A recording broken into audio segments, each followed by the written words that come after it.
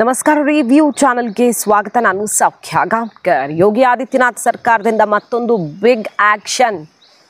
ಪಾಕಿಸ್ತಾನದ ಉಗ್ರರ ದೊಡ್ಡ ಸಂಚನ್ನು ವಿಫಲಗೊಳಿಸಿದ ಯೋಗಿ ಆದಿತ್ಯನಾಥ್ ಒಂದು ಕಡೆ ಒಳಗಿನ ಶತ್ರುಗಳಿಗೆ ಹೆಡೆಮುರಿ ಕಟ್ತಿದ್ದಾರೆ. ಕನಸಲ್ಲೂ ಬೆಚ್ಚಿ ಬೀಳುವಂತೆ ಭವಿಷ್ಯದಲ್ಲಿ ನಿಮ್ಮ ಮುಂದಿನ ಜನರೇಷನ್ 2 ಸಲ ಯೋಚನೆ ಮಾಡಬೇಕು, ಸಮಾಜದ ಶಾಂತಿ ಕದಡುವ ಮುನ್ನ ಅನ್ನುವ ಎಚ್ಚರಿಕೆ ಕೊಟ್ಟ ಯೋಗಿ ಆದಿತ್ಯನಾಥ್ ಅವರು ಈಗ ಪಾಕ್ ಮೂಲದ ಸಂಚಿಗೆ ಬಿಗ್ ಶಾಕ್ ಒಂದನ್ನು ಕೊಟ್ಟಿದ್ದಾರೆ. ಡೀಟೇಲ್ಸ್ ಇರ್ತಾ ಹೋಗ್ತೀವಿ. ಮಿಸ್ ಮಾಡಿದ್ರೆ ನಮ್ಮ ಚಾನಲ್ನ ಸಬ್ಸ್ಕ್ರೈಬ್ ಮಾಡಿ, ನಿಮ್ಮ ಅಭಿಪ್ರಾಯ ಕಮೆಂಟ್ ಮಾಡಿ ತಿಳಿಸಿ. ಎಸ್ ವೀಕ್ಷಕರೇ, ಯೋಗಿ ಆದಿತ್ಯನಾಥ್ ಅವರ ಬುಲ್ಡೋಸರ್ ಆ್ಯಕ್ಷನ್ ಒಂದು ಕಡೆ ದೇಶದಲ್ಲಿ ಸಂಚಲನ ಸೃಷ್ಟಿ ಮಾಡಿದರೆ, ಮತ್ತೊಂದು ಕಡೆ ಪಾಕ್ ಸಂಚನ್ನು ವಿಫಲಗೊಳಿಸುವ ಮೂಲಕ ಬಿಗ್ ಕೌಂಟರನ್ನು ಕೊಟ್ಟಿದ್ದಾರೆ. ಭಾರತದಲ್ಲಿ ಜಿಹಾದಿ ಸೇನೆಯೊಂದು ಸದ್ದಿಲ್ಲದೆ ಆಕ್ಟಿವ್ ಆಗಿತ್ತು. ಭರ್ಜರಿ ಕಾರ್ಯಾಚರಣೆ ಆಳವಾಗಿ ಬೇರೂರೋ ನಿಟ್ಟಿನಲ್ಲಿ ನಡೆದೇ ಬಿಟ್ಟಿತ್ತು. ಶರಿಯಾ ಕಾಯ್ದೆಯನ್ನು ಜಾರಿಗೆ ತರೋದಕ್ಕೆ, ಭಾರತದಲ್ಲಿ ಶರಿಯಾ ಕಾಯ್ದೆಯ ಬಲವನ್ನು ಜಾಸ್ತಿ ಮಾಡೋದಕ್ಕೆ ಉಗ್ರರ ಗುಂಪೊಂದು ಕಾರ್ಯಾಚರಿಸ್ತಾ ಇತ್ತು. ಒಂದು ಕಡೆ ಗಡಿಯಲ್ಲಿ ಸೈನಿಕರು ಈ ಕೆಲಸ ಮಾಡ್ತಾರೆ, ಉಗ್ರರ ದಮನ. ಮತ್ತೊಂದು ಕಡೆ ಇಲ್ಲಿ 5 ಉಗ್ರರು ಏನು ಮಾಡ್ತಾ ಇದ್ರು ನೋಡಿ. ಈಗ ಯೋಗಿ ಆದಿತ್ಯನಾಥ್ ಇವರನ್ನು ಲಾಕ್ ಮಾಡಿರೋದು ಧರ್ಮ ಯುದ್ಧ ಮಾಡೋದಕ್ಕೆ ಭಾರತದ ಒಳಗಿದ್ದಂತಹ ಕ್ರಿಮಿಗಳನ್ನು ಹೊಸಕ್ಕೆ ಹಾಕಿದ್ದಾರೆ. ಈಗ ಮುಜಾಹಿದೀನ್ಗಳು ಅಂದರೆ ಜಿಹಾದ್ಗಾಗಿ ಹೋರಾಟ ಮಾಡೋರು, ಇವರು ಒಂದು ದೊಡ್ಡ ಸೇನೆಯನ್ನು ಕಟ್ಟಿದ್ರಂತೆ.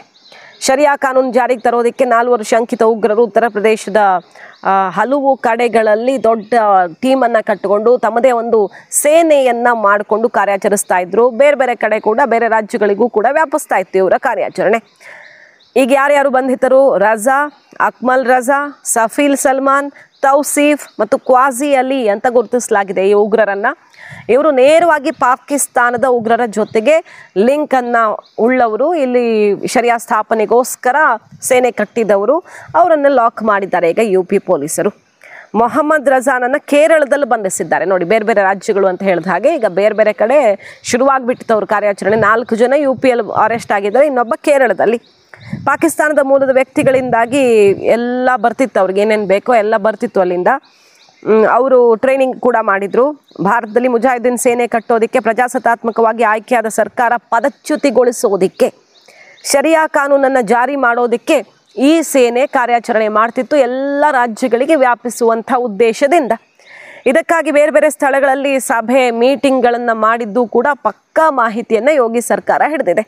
ತಮ್ಮ ಉದ್ದೇಶವನ್ನು ಹರಡೋದಕ್ಕೆ, ಅಂದರೆ ತಾವು ಸೇನೆಯನ್ನು ದೊಡ್ಡದು ಮಾಡೋದಕ್ಕೆ ಆನ್ಲೈನಲ್ಲೂ ಕೂಡ ದೊಡ್ಡ ಪ್ಲ್ಯಾಟ್ಫಾರ್ಮನ್ನು ರೆಡಿ ಮಾಡ್ಕೊಂಡಿದ್ರು ಇವರು. ಸಕ್ರಿಯವಾಗಿತ್ತಂತೆ ಆ ಪ್ಲ್ಯಾಟ್ಫಾರ್ಮು. ಆನ್ಲೈನ್ ಮೂಲಕವೇ ಜನರನ್ನು ಸಂಪರ್ಕಿಸ್ತಾ ಇದ್ರು, ರಿಕ್ರೂಟ್ ಮಾಡ್ಕೊಳ್ತಿದ್ರು. ಮತ್ತು ಶಸ್ತ್ರಾಸ್ತ್ರ ಖರೀದಿಗಾಗಿ ಹಣ ಸಂಗ್ರಹಿಸೋದಕ್ಕೆ ಕೂಡ ಒಂದು ಟೀಮನ್ನು ರೆಡಿ ಮಾಡಲಾಗಿತ್ತು. ಮತ್ತು ಆಡಿಯೋ, ವಿಡಿಯೋ, ಶಾರ್ಟ್ಸು, ಈ ಏನು ಸೋಷಿಯಲ್ ಮೀಡಿಯಾದಲ್ಲಿ ವಿಡಿಯೋಗಳ ಮೂಲಕವೇ ಯುವಕರನ್ನು ಪ್ರಚೋದಿಸೋದು, ಉಗ್ರವಾದದತ್ತ ಅವ್ರನ್ನ ಸೆಳೆಯುವ ಕೆಲಸ ಬಹಳ ಚುರುಕಾಗಿ ಮಾಡಿ ತುಂಬ ಜನರನ್ನು ಸೆಳೆದು ಬಿಟ್ಟಿದ್ರಂತೆ. ಆಲ್ರೆಡಿ ಜಿಹಾದಿ ಸಾಹಿತ್ಯ ಕೂಡ ರಚಿಸಿದ್ರಂತೆ ಇವರು. ಶೀಘ್ರವೇ ಮುಸಲ್ಮಾನೇತರ ಧಾರ್ಮಿಕ ನಾಯಕರ ಹತ್ಯೆಗೆ, ಇದು ವೆರಿ ಇಂಪಾರ್ಟೆಂಟ್, ಅಂದರೆ ಕೆಲವು ಧರ್ಮದ ಆಧಾರವಾಗಿರುವಂಥವ್ರು ಯಾರ್ಯಾರಿದ್ದಾರಲ್ಲ ಅವರ ಹತ್ಯೆಗೂ ಕೂಡ ಭಯಂಕರ ಸಂಚನ್ನು ರೂಪಿಸಿದ್ರಂತೆ. ಇದೆಲ್ಲವನ್ನು ಈಗ ಬಟಾಬಯಲು ಮಾಡಿದೆ ಯೋಗಿ ಆದಿತ್ಯನಾಥ್ ಸರ್ಕಾರ ಈ 5 ಉಗ್ರರನ್ನು ಲಾಕ್ ಮಾಡುವ ಮೂಲಕ. ಸೊ ಭಾರತದ ಒಳಗಡೆ ಜಿಹಾದಿ ಕೃತ್ಯವನ್ನು ಮಾಡೋದಕ್ಕೆ ಪಾಕ್ ನಡೆಸಿದ್ದ ಸಂಚನ್ನು ವಿಫಲಗೊಳಿಸಿದ್ದಾರೆ ಯೋಗಿ ಆದಿತ್ಯನಾಥ್ ಅವರು. ಅಷ್ಟೇ ಅಲ್ಲ, ಐ ಲವ್ ಮೊಹಮ್ಮದ್ ಈ ಒಂದು ದೊಡ್ಡ ಹೋರಾಟದ ರೀತಿಯಲ್ಲಿ ಶುರು ಮಾಡಿದ್ದಾರೆ. ಅದು ಶೋ ಆಫ್ ಸ್ಟ್ರೆಂಗ್ತ್ ಥರ ಕಾಣಿಸ್ತಾ ಇದೆ, ಶಕ್ತಿ ಪ್ರದರ್ಶನ. ನಮ್ಮ ಶಕ್ತಿ ಈ ದೇಶದಲ್ಲಿ ಎಷ್ಟಿದೆ ಅಂತ ತೋರಿಸೋದಕ್ಕೆ ಹೊರಟಿದ್ದಾರೆ ಅಂತಲೇ ಯೋಗಿ ಆದಿತ್ಯನಾಥ್ ಅವರು ಗುಡುಗಿರೋದು. ಅದಕ್ಕೆ ಹೆಡೆಮುರಿ ಕಟ್ಟಿದ್ರು. ಯಾಕಂದರೆ ದೇವರನ್ನು ಪ್ರೀತಿಸ್ತೀನಿ ಅಂತ ಹೇಳೋದು ತಪ್ಪಲ್ಲ, ಅದು ಖಂಡಿತ ತಪ್ಪಲ್ಲ. ಆದರೆ ಆ ಹೆಸರಲ್ಲಿ, ದೇವರ ಹೆಸರಲ್ಲಿ ದಂಗೆ ಯಾಕೆ, ದೇವರ ಹೆಸರಲ್ಲಿ ಪಿಸ್ತೂಲ್ ಯಾಕೆ, ಇಲ್ಲಿಗೆಲ್ಲ 12 ಕಂಟ್ರಿ ಮೇಡ್ ಗನ್ ತಗೊಂಡು ಪೊಲೀಸರನ್ನು ಶೂಟ್ ಮಾಡಕ್ಕೆ ಹೋಗಿದ್ದು ಯಾಕೆ, ಆ ಹೆಸರಲ್ಲಿ ಅಶಾಂತಿ, ಕಲ್ಲು ತೂರಾಟ ಯಾಕೆ, ಇದೆಲ್ಲ ಪ್ರಶ್ನೆ ಬರುತ್ತಲ್ಲ. ಅದಕ್ಕೆ ಆ್ಯಕ್ಷನ್ನೇ ಹೊರತು ಐ ಲವ್ ಮೊಹಮ್ಮದ್ ಅಂದವ್ರಿಗೆ ಯಾರೂ ಪ್ರಶ್ನೆನೂ ಮಾಡ್ತಿರ್ಲಿಲ್ಲ. ನಮ್ಮ ದೇವರನ್ನು ನಾವು ಪ್ರೀತಿಸ್ತೀವಿ ಅಂತ ಹೇಳಿದರೆ ಯೋಗಿ ಆದಿತ್ಯನಾಥ್ ಇದರ ಅಸಲಿ ಉದ್ದೇಶ ಏನು ಮತ್ತು ಅದನ್ನು ಶುರು ಮಾಡಿದಂಥ ವ್ಯಕ್ತಿಯ ಬ್ಯಾಕ್ಗ್ರೌಂಡ್ ಏನು, ಆತ ಏನು ಮಾಡ್ತಿದ್ದಾನೆ ಎಲ್ಲವನ್ನ ಕಂಡು ಹಿಡಿದು ಪಶ್ಚಿಮ ಬಂಗಾಳದಿಂದ ಎಷ್ಟು ಜನ ಬಂದಿದ್ರು, ಬಿಹಾರದಿಂದ ಎಷ್ಟು ಜನ ಬಂದಿದ್ರು, ಏನು ಪ್ಲ್ಯಾನ್ ಮಾಡ್ಕೊಂಡು ಬಂದಿದ್ರು, ವಾಟ್ಸಾಪ್ ಗ್ರೂಪ್ ಹೇಗೆ ಕಾರ್ಯಾಚರಿಸ್ತಿತ್ತು ಎಲ್ಲವನ್ನ ಬಯಲು ಮಾಡಲಾಯಿತು. ಅಂದರೆ ಸುಮಾರು ಕಡೆ ಈಗ ಮದ್ದೂರಲ್ಲಿ ಗಲಾಟೆ ಆಯಿತು, ಇವತ್ತು ಬೆಳಗಾವಿಯಲ್ಲಿ ಗಲಾಟೆ ಆಗಿದೆ, ಇದೇ ಐ ಲವ್ ಮೊಹಮ್ಮದ್ ತಲ್ವಾರ್ ಹಿಡ್ಕೊಂಡು ಕಲ್ಲೆಲ್ಲ ಹೊಡೆದಿದ್ದಾರೆ, ತಲ್ವಾರ್ ಪ್ರದರ್ಶನ ಆಗಿದೆ. ಈಗ ಈ ರೀತಿಯದ್ದಾದಾಗ ಅಲ್ಲಲ್ಲೇ ಲೋಕಲ್ ಆಗಿ ಘರ್ಷಣೆಯ ರೀತಿ ನಮಗೆ ಕಣ್ಣು ಮೇಲ್ನೋಟಕ್ಕೆ ಕಾಣಿಸುತ್ತೆ. ಬಟ್ ಯೋಗಿ ಆದಿತ್ಯನಾಥ್ ಅವ್ರು ಆಳಕ್ಕೆ ಇಳಿದಾಗ ಅಲ್ಲಿ ಬೇರೆಯದ್ದೇ ಆಯಾಮ ತೆರೆದುಕೊಳ್ತು. ಇದರ ಉದ್ದೇಶ ಇನ್ನೇನೋ ಇದೆ ಅಂತ ಹೊರಟಾಗ ಸೊ ನೆಲಸಮ ಮಾಡಿ ಹಾಕಿದ್ರು, ಲಾಕ್ ಮಾಡಿ ಹಾಕಿದ್ರು, ಸೀಲ್ ಮಾಡಿ ಹಾಕಿದ್ರು. ಅವ್ರು ಸಪೋರ್ಟ್ ಮಾಡಿದವ್ರನ್ನ, ಇನ್ವಾಲ್ವ್ ಆದವ್ರನ್ನ ಸಂಪೂರ್ಣ ಬುಡಬೇಲ್ ಮಾಡಿ ಪುಡಿಗಟ್ಟಿದ್ರು. ಇಷ್ಟೆಲ್ಲ ಆದಮೇಲೆ ಈಗ ಖಡಕ್ ಸಂದೇಶ ಕೊಟ್ಟಿದ್ದಾರೆ. ಬರೇಲಿಲಿ ಏನಾಗಿದೆ ಒಂದು ಟ್ರೇಲರ್ ಅಷ್ಟೇ. ಮುಂದಿನ ದಿನಗಳಲ್ಲಿ ಸಮಾಜದ ಶಾಂತಿ ಕದಡುವ ಕೆಲಸ ಮಾಡಿದವ್ರಿಗೆ ಈ ಜನ್ರೇಷನ್ ಅಲ್ಲ, ಅವರ ಮುಂದಿನ ಜನ್ರೇಷನ್ನೂ ಕೂಡ ನಡಗಬೇಕು, ಹಾಗೆ ಮಾಡಲಾಗತ್ತೆ, ಅಂತಹ ಆ್ಯಕ್ಷನ್ ತಗೊಳ್ಳಾಗತ್ತೆ. ಜಿಹಾದು, ಲವ್ ಜಿಹಾದು, ಸಮಾಜವನ್ನು ಕೆಡಿಸುವಂತಹ ಮನಸ್ಥಿತಿ, ಅವರನ್ನು ನೇರವಾಗಿ ನರಕಕ್ಕೆ ಕಟ್ತೀನಿ ಅನ್ನುವಂಥ ಪ್ರತಿಜ್ಞೆಯನ್ನು ಮೊಳಗಿಸಿದ್ದಾರೆ. ಲವ್ ಜಿಹಾದ್ ವಿರುದ್ಧ ಮತ್ತಷ್ಟು ಕಠಿಣ ಕ್ರಮಕ್ಕೆ ಉತ್ತರ ಪ್ರದೇಶ ಸರ್ಕಾರ ಮುಂದಾಗಿದೆ ಅನ್ನೋದು ಕೂಡ ಮಹತ್ವ ಪಡ್ಕೊಳ್ತಾ ಇದೆ. ಈಗ समाज के दुश्मन उन लोगों से सावधान होना होगा जो लगातार सामाजिक खाई को तोड़फोड़ करने का कार्य कर रहे हैं, सामाजिक खाई को चौड़ा करने का कार्य कर रहे हैं. और हमें उन लोगों से भी जिनको शांति और सौहार्द पसंद नहीं है उनसे भी सतर्क रहना होगा. याद रखना, उत्तर प्रदेश में हमने एंटी कन्वर्जन बिल भी बनाया है, धर्मांतरण विरोधी बिल और लव जिहाद के खिलाफ भी हमारा एक विधेयक पास हुआ है.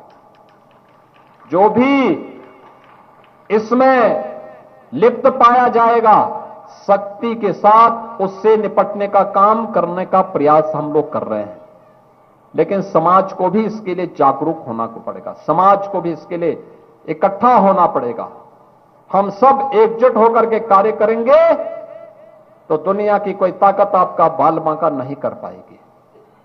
आप सुरक्षित रहेंगे. उत्साह और उमंग के साथ अनंत काल तक आपको इन पर्व और त्योहारों के साथ जुड़ने का अवसर प्राप्त होगा. और जुड़ने का यह आनंद आने वाली पीढ़ी के लिए अगर अच्छा भविष्य देंगे, आने वाली पीढ़ी आपके प्रति कृतज्ञता ज्ञापित करेगी. जिसने भी कानून को हाथ में लेने का प्रयास किया, जो भी राह चलते हुए राहगीर पर हमला करेगा, जो भी बेटी की सुरक्षा पे सेंध लगाने का कार्य करेगा, और जो भी व्यापारिक प्रतिष्ठानों में आगजनी करने का दुस्साहस करेगा, जो भी पर्व और त्योहारों में उपद्रव करेगा, उसको हम पहले से इस बारे में कह देंगे कि उसको बिना मांगे जहन्नुम में जाने का टिकट हम काट करके दिला देंगे.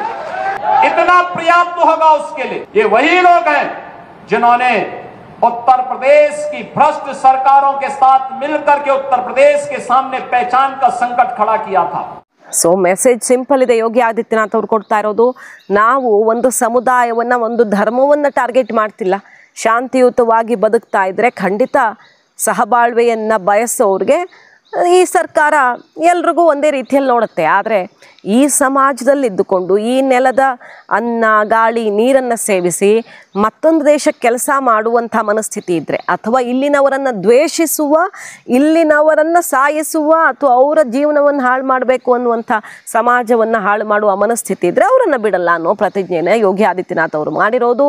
ಇಲ್ಲಿ ಬದುಕಿದ ಮೇಲೆ ನೀವು ಇಲ್ಲಿಯವರಾಗಿರಬೇಕು, ಇಲ್ಲ ಅಂದರೆ ಅನುಭವಿಸಿ ಅನ್ನುವ ನೇರ ಸಂದೇಶ. ಬರೀ ಮಾತಿಗಷ್ಟೇ ಸೀಮಿತವಾಗಿರದೆ ಮೆಗಾ ಡ್ರೈವ್ ಈಗ ಯೋಗಿ ಆದಿತ್ಯನಾಥ್ ಅವರು ಮತ್ತೊಮ್ಮೆ ಇಡೀ ದೇಶದಲ್ಲಿ ಸಂಚಲನ ಸೃಷ್ಟಿ ಮಾಡಿದ್ದಾರೆ ತಮ್ಮ ಆಪರೇಷನ್ ಮೂಲಕ. ಅದರ ಎಫೆಕ್ಟ್ ಏನಾಗಿದೆ ನೋಡಿ. ಈಗ ಅತೀಕ್ ಮೊಹಮ್ಮದ್ ಮಗ ಯೋಗಿ ಆದಿತ್ಯನಾಥ್ ಅವ್ರನ್ನ ಬೆಗ್ ಮಾಡಿದ್ದಾನೆ. ಈ ಅತೀಕ್ ಮೊಹಮ್ಮದ್ SP ಗೌರ್ಮೆಂಟ್ ಇದ್ದಾಗ ಇಡೀ ಗೌರ್ಮೆಂಟನ್ನು ತನ್ನ ಪಾಕೆಟಲ್ಲಿ ಇಟ್ಕೊಂಡಿದ್ದಂತಹ ವ್ಯಕ್ತಿ ಅಂತಲೇ ಹೇಳಲಾಗುತ್ತೆ. ಅಂದರೆ ಆ ಡಾನ್ ಕೈಯಲ್ಲಿ ಇಡೀ ಸರ್ಕಾರ ಇತ್ತು ಅನ್ನೋ ಆರೋಪ ಕೇಳಿ ಬರ್ತಿತ್ತು. ದೊಡ್ಡ ಮಟ್ಟದಲ್ಲಿ ಆಜಮ್ ಖಾನು, ಈ ಅತೀಕ್ ಮೊಹಮ್ಮದ್, ಬಹಳಷ್ಟು ಜನ ಡಾನ್ಗಳು UPಯಲ್ಲಿ ಏನು ಡೆವಲಪ್ಮೆಂಟ್ ಆಗದಂತೆ, ಇನ್ವೆಸ್ಟ್ಮೆಂಟ್ ಬರದಂತೆ ಕಂಪ್ಲೀಟ್ ಕಂಟ್ರೋಲನ್ನು ಹಿಡ್ಕೊಂಡಿದ್ರು. ಸರ್ಕಾರನೇ ಅವ್ರದ್ದು ಅನ್ನೋ ಮಟ್ಟಿಗೆ ಅನ್ನೋದಿದೆಯಲ್ವಾ. ಯೋಗಿ ಆದಿತ್ಯನಾಥ್ ಅವರು ಬರ್ತಾ ಇದ್ದ ಹಾಗೆ ಇಂಥದ್ದೆಲ್ಲ ಒಂದೊಂದೇ ಹೊರಗಡೆ ತೆಗೆದು ಅವರನ್ನು ಮಟ್ಟ ಹಾಕಿದ್ರು. ಅವರ ಸಾಮ್ರಾಜ್ಯ ಕುಸಿದು ಹೋಯಿತು, ಜೈಲಿಗೆ ಹೋದರು, ಕೆಲವರು ಎನ್ಕೌಂಟರು, ಫಿನಿಶು, ಈ ರೀತಿ ಎಲ್ಲ ಆಯಿತು. ಈಗ ಅತೀಕ್ ಮೊಹಮ್ಮದ್ ಮಗ ನೋಡಿ, ಆಗಿದ್ದಾಗ ಹೋಗಿದೆ, ಅದೆಲ್ಲ ಹಳೆ ಕಥೆ. ಈಗ ನಮ್ಮನ್ನಾದರೂ ಬದುಕೋಗ್ಬಿಡಿ ಅಂತ ಕೇಳ್ಕೊಳ್ತಿದ್ದಾನೆ ಆತ.